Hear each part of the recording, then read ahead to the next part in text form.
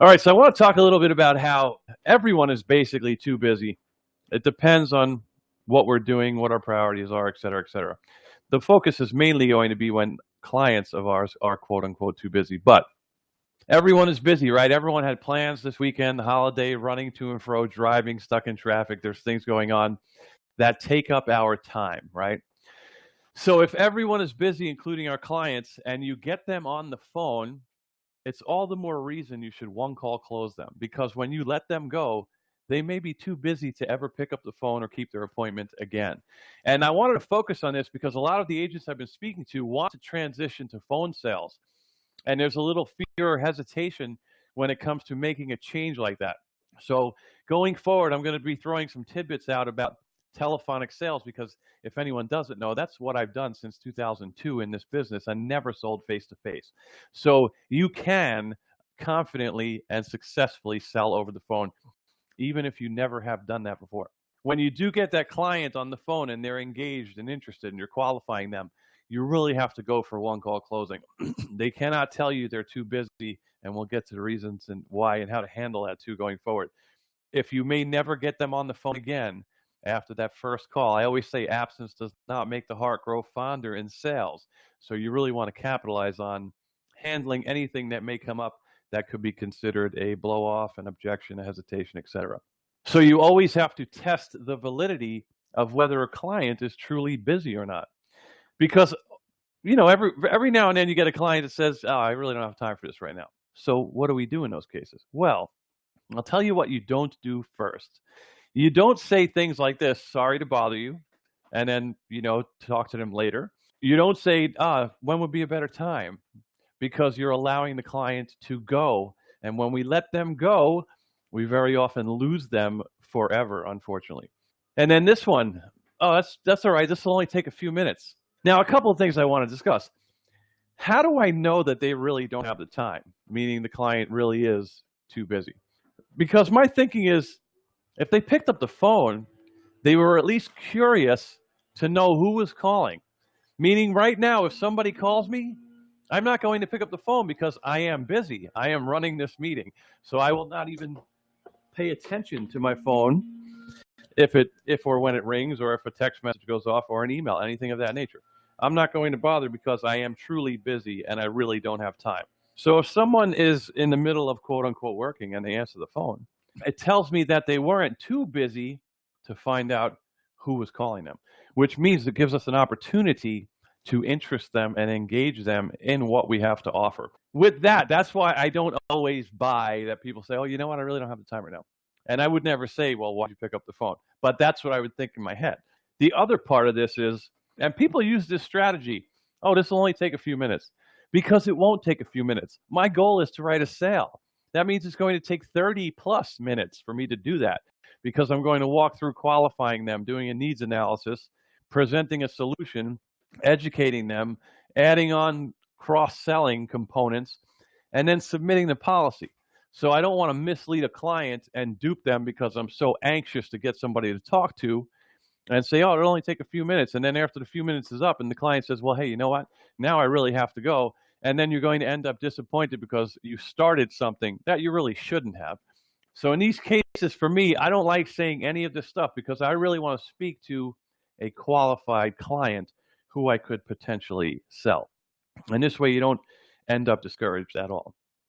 So it's my job basically to discern if they're busy or not. So this is how I do it. When a client says, "Hey, you know what? I really don't have time for that," I say, "Oh, I didn't realize I was interrupting. Are you currently insured?" Because asking questions is a simple tactic that allows us to control the direction of the conversation. And every salesperson must control the topic and flow of the conversation in order to lead the client down the path of making a purchase. So I say basically, which is apologetic. "I didn't realize I was interrupting you.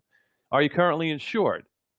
If they say yes, they are currently insured, off we go into the presentation that I have designed. I say, "Oh, great. Who are you with?"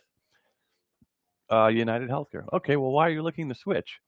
And they often will come with me, even though they said they really didn't have time, because I engaged them, asked them a question, took control of the conversation, and now I'm going off into the presentation, which of course would hopefully more often than not result in a sale. But it gives me the opportunity where maybe an agent might let it go.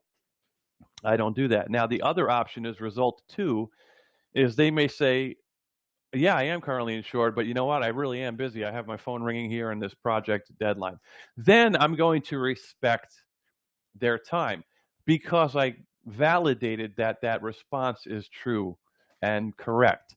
I'm not just going to, I don't, in sales, we should never take anything as fact without fact checking. I'll put it like that. With all these political things with fact checks, we need to do that in sales. We need to check that they're too busy because, especially if you're using an internet lead or some type of lead that you bought that was purchased or of someone looking for insurance, they weren't too busy to go online.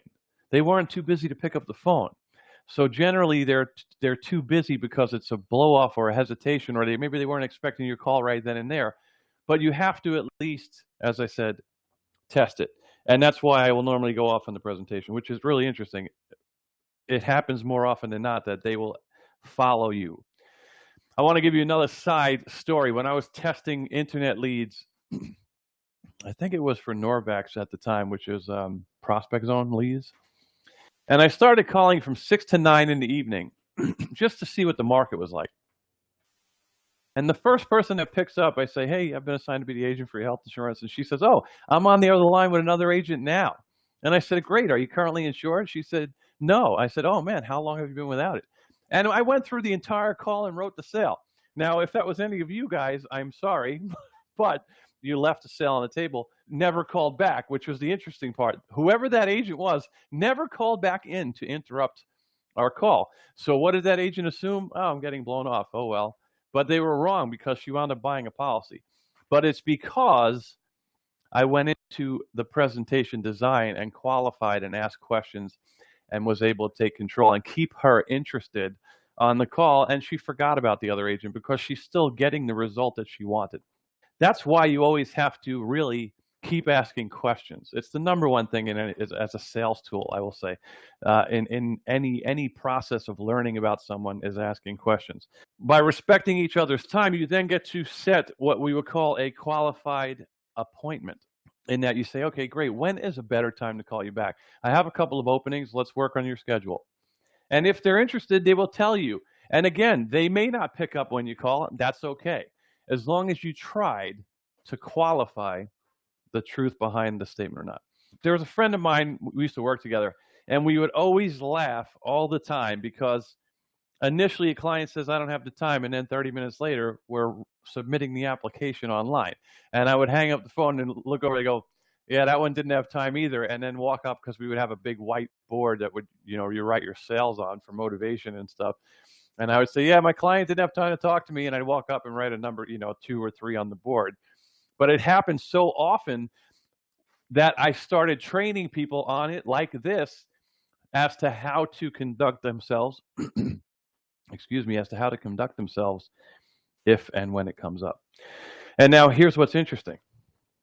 If, for whatever reason, you attempt this, if I'm only able to achieve the proper result, meaning keep the client engaged, overcome that hesitation of, I really don't have the time, if I'm able to do that 1 out of 10 times, meaning 10%, I will absolutely get better sales results because of it. Because we get in the habit of letting clients go, right? You let them think it over. You're going to send or leave information. Oh, yeah, go ahead. Talk to your wife. I'll call you back in a couple of days. As if it takes a couple of days to talk to somebody about something that's this important. But we get in the habit of really letting people go. So when we get hit up front, we're like, oh, you know what? I'm really too busy. Great. I'm going to move on to the next because I want to cherry pick the easy sale. So I really don't have to work that much. And that's not a great attitude. And I'm not saying anyone here on this phone call has that attitude, but many people do in sales. They want it to be very reactive instead of proactive. But I'm going to tell you, to be uber successful and be on the top sales board, you have to be proactive. And I can also tell you that it will work more than 10% of the time if you employ this technique. So the next time a client says, you know what, I'm kind of busy, or I really don't have the time, say, hey, no problem. Are you currently insured? And then see what their response is. I can guarantee you it will work at least 10% of the time. When someone tells you they're too busy, it's not that they mismanage their time, it's that you're not a priority. And in sales, we are often not a priority because there's a whole stigma with insurance salespeople and salespeople in general, used car salespeople. So what we have to do is make ourselves a priority by engaging the client with our expertise, our value, our service, and what we have to offer.